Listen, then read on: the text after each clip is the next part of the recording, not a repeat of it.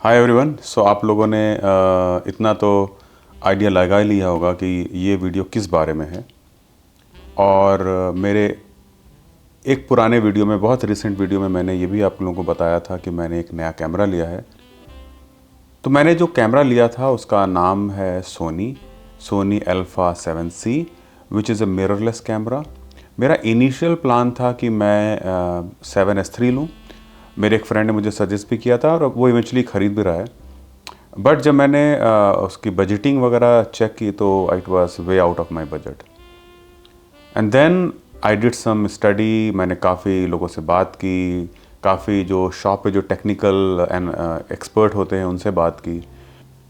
काफ़ी खुद मैंने यूट्यूब पे वीडियो जाके देखे, एनालिसिस की। And then I settled down with Sony Alpha 7C। It's a wonderful camera. And अगर आप एक इस तरीके का कैमरा लेने का सोच रहे हैं तो ये बहुत ही शानदार कैमरा है, बहुत ही शानदार। आप फुटेज भी देख रहे होंगे, clarity, focus, everything just superb. आपको पीछे का ब्लर बैकग्राउंड भी दिख रहा होगा इस समय। So coming back to the main topic of this video. तो जब मैंने कैमरा लिया था तो मैंने कैमरा की बॉडी ली थी और कोई लेंस नहीं लिया था। बाद में मैंने लेंस अलग से परचेज़ किया जो कि था 50 mm फिक्स्ड फोकल लेंथ का f1.8। Now this lens is wonderful if I want to do photography or portrait picturing or making this kind of video where I am not holding the camera and moving here and there, like doing vlogging or as a vlogging setup kit lens. So what I am currently facing the problem कि अगर मैं इसको हाथ में पकड़ता हूँ अपने, तो मेरा चेहरा पूरी स्क्रीन पे आता है, पीछे की बैकग्राउंड कुछ भी नहीं आती। और I can not adjust it because ये 50 mm का है first of all, so wide lens नहीं है। और वाइड लेंस ना होने की वजह से पीछे की बैकग्राउंड भी नहीं आती। और ये 1.8 फोकल लेंथ के आसपास जितना एरिया है उसी को दिखा पाता है। तो फिर मैंने अगेन स्टडी की, यूट्यूब पे वीडियो देखे, लोगों से बात की। जो फर्स्ट लेंस मैंने जूम इन किया वो था सोनी जी मास्टर 1635 f2.8। जो सेकंड लेंस मैंने शॉर्ट लिस्ट किया था वो था जाइस 1635 अगेन, बट f4। अब ये f4 मैंने क्यों नहीं लिया इसको मैं आपको अलग से बताऊंगा। और जो थर्ड लेंस मैंने शॉर्ट लिस्ट किया वो था Tamron 1728, but again f2.8। Sony G Master, अगर आप मेरे व्यूज़ पे जाएं और आपके पास कोई फाइनेंशियल इश्यूज नहीं है, कि आपका वो बजट का कोई कंसर्न नहीं है, you want the best, close your eyes, go and purchase it because it's insanely expensive camera lens for Sony, but very versatile, and it is the best lens for your day-to-day use, especially for vloggers and traveler or those who are into travel photography। उनके लिए तो it's just superb lens। जो second lens मैंने लिया, जो shortlist किया था, that was Zeiss again 1635 f4, which is less than half the cost. कुछ 77-74,000 का पड़ता है अगर आप किसी सोनी सेंटर पे जाएंगे। मुझे एग्जैक्टली नहीं पता कितने का है, but it will be less than 80,000। Now इस लेंस में क्या अच्छा है? इस लेंस में अच्छा ये है कि वो ये सारी चीज़ें करता है जो 1635 करता है। उससे थोड़ा सा लाइट वेट भी है और हैंडलिंग काफ़ी आसान है। लेकिन इसके साथ एक प्रॉब्लम है। इस लेंस के साथ में प्रॉब्लम ये है कि ये f4 है। नाउ f4 में प्रॉब्लम क्या होती है कि अगर आप अगेंस्ट द लाइट शूट करेंगे तो उस समय इसकी परफॉर्मेंस ख़राब हो जाती है, क्योंकि ये f4 होने की वजह से लो लाइट इसकी जो परफॉर्मेंस है वो उतनी अच्छी नहीं है जितनी जी मास्टर की है। बट जो जाइस 1635 है उसकी परफॉर्मेंस सोनी जी मास्टर 1635 के आसपास भी नहीं है, just because it is f4। अब ये मेरे समझ से बिल्कुल परे है कि जाइस ने 2.8 क्यों नहीं निकाला, इसको f4 क्यों रखा। जब 1635 आप सेम रख सकते थे तो f2.8 को भी सेम रखा जा सकता था, उसको f4 नहीं रखते।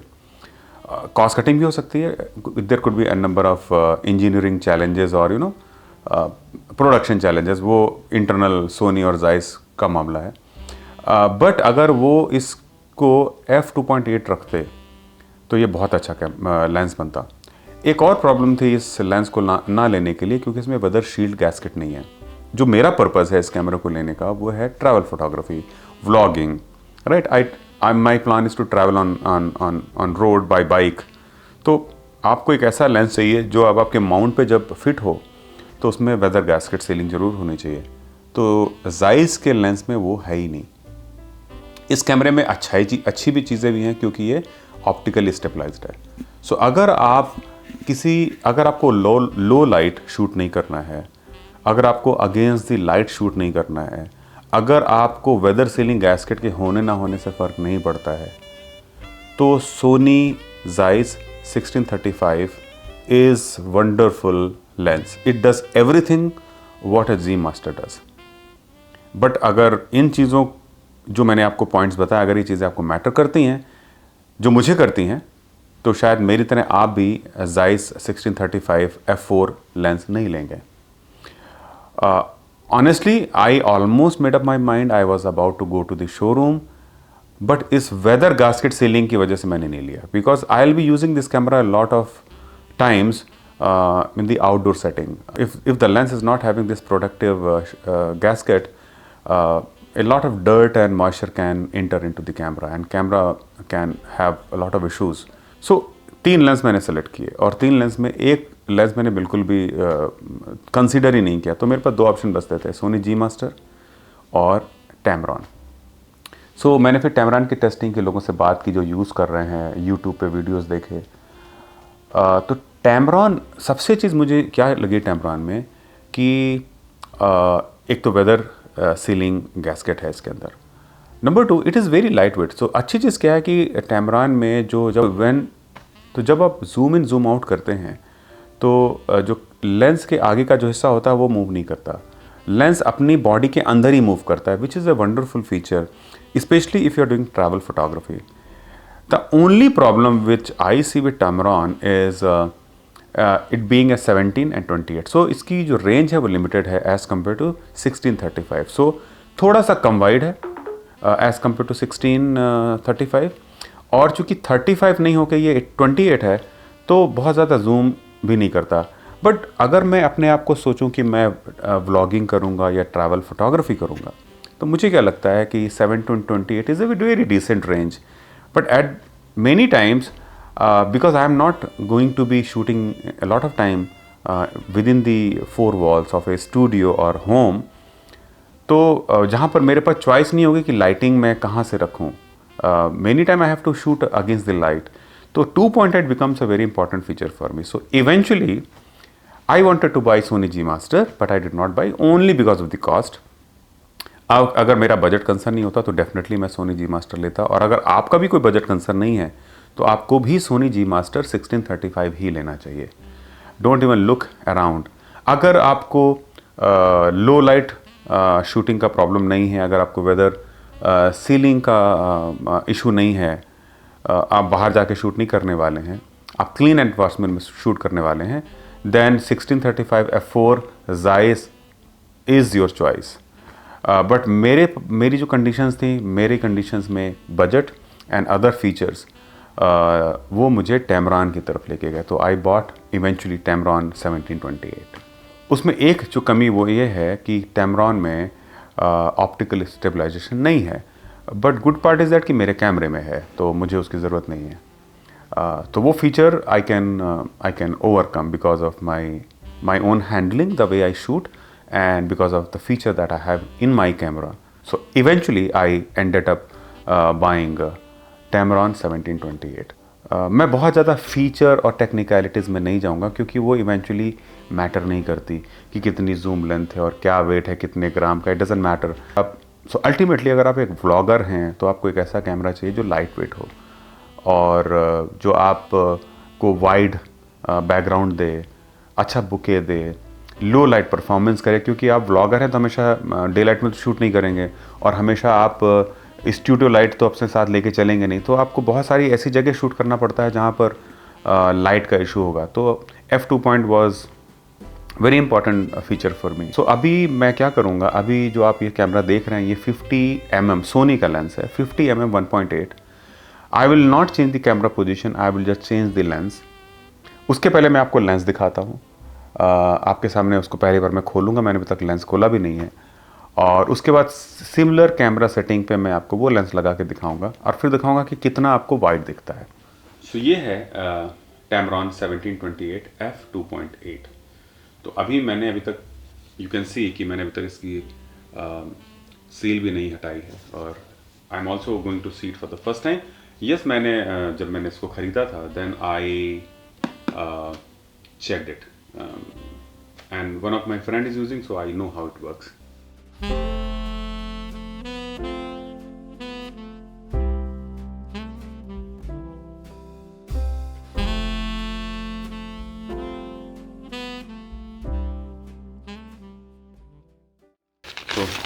So this is the lens.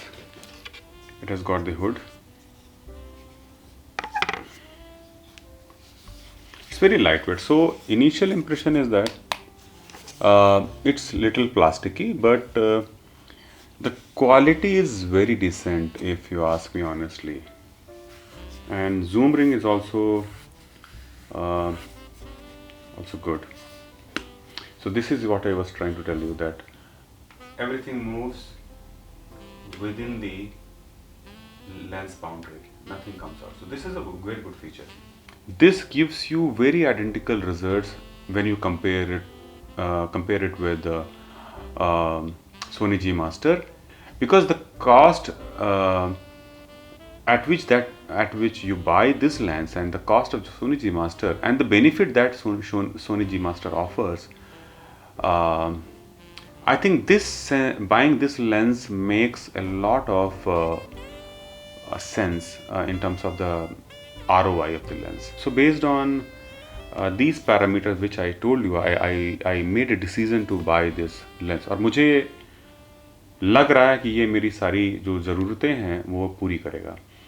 Now I'll put the camera exactly at the same place, then I will change the lens, and then you can make out that what difference this lens is going to offer as compared to the lens which I have. So 728 Tamron versus Sony 50mm 1.8.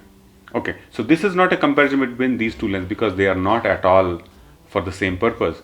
That's a portrait lens, and this is a wide angle zoom lens for landscape shooting and for vlogging. Okay, so अभी मैंने अपने कैमरे की position को वापस उसी जगह रख दिया जहाँ पर ये पहले रखा था जब मैंने ये वीडियो शुरू किया था, और बीच में मैंने थोड़ी देर के लिए कैमरे को थोड़ा दूर रखा था क्योंकि मुझे आपको ये वाला लेंस दिखाना था. अब मैंने कैमरे को वापस उसी पोजीशन पर रख दिया है जहाँ पर वो अब 50mm पोर्ट्रेट लेंस के साथ में है. अब मैं कैमरे की पोजीशन को चेंज नहीं करूँगा, सिर्फ लेंस चेंज करूँगा और आपको आइडिया लग जाएगा कि what is the change in the experience. Okay, तो अभी आप देख रहे हैं कि कैमरा चेंज करने से कितना वाइड पर्सपेक्टिव मिल रहा है. एक्सपीरियंस बिल्कुल डिफरेंट लेवल पे है. Look at the way it is capturing so many things in the background as compare to my previous lens. So अगर मैं इस कैमरे को हाथ में उठाता हूँ तो I can use it as a vlogging setup without extending my arm too far away. So the distance between me and the lens border is not more than a feet. So it is now close to a feet. Still you can see the background, the blur, everything is fine. Now if I extend my arm completely, now this is what you see. So imagine. सो ये इस कैमरे का outcome है, और मज़ेदार बात यह है ये आप देख रहे हैं मुझे 28mm पे. अगर मैं इसको 17mm करूँगा तो ये बहुत ज़्यादा वाइड हो जाता है. तो just have a look at it. Now this is 17mm. Now experience is very good. अगर मैं इसको as a vlogging setup use करता हूँ, नाउ 17mm पे look at the just look at the coverage it is able to show you. Wonderful setup, wonderful camera. Look at the bokeh, look at the blur and everything, color combination, color rendition, everything just superb.